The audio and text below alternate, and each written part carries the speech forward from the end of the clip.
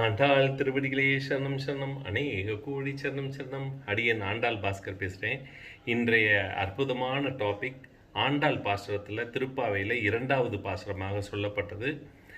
மையிட்டு எழுதுவோம் மலரிட்டு நாம் முடியும் அப்படின்னு அந்த இதுக்கு நிறைய பெரியவர்கள் அற்புதமான நல்ல நல்ல கருத்துக்களை சொல்லியிருக்காங்க. எல்லாருமே வரவேற்கத்தக்க ஒரு விஷயம்தான். இருந்தாலும் என்னுடைய தியானத்தில் நான் கண்டது, மையிட்டு எழுதுவோம். நாம் தியானம் பண்ணிட்டு இருக்கும்போது நம்ம இஷ்டத்துக்கு ஏதாவது ஒரு உருவத்தை நமக்குள் கற்பனை செய்து கொண்டு மலரிட்டு நாம் முடியும்.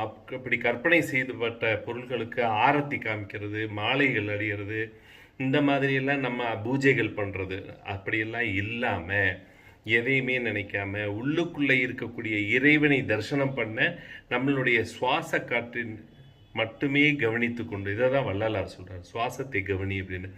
அப்படியே நம்ம அந்த சுவாசத்தின் மூலியமாக நம்மளுடைய உள்ளுக்குள்ளே இருக்கக்கூடிய குரு பகவான், ஞான குரு, அவர் நம்மளுக்கு இறைவனை அடைவதற்கு வழிகாட்டுவார்.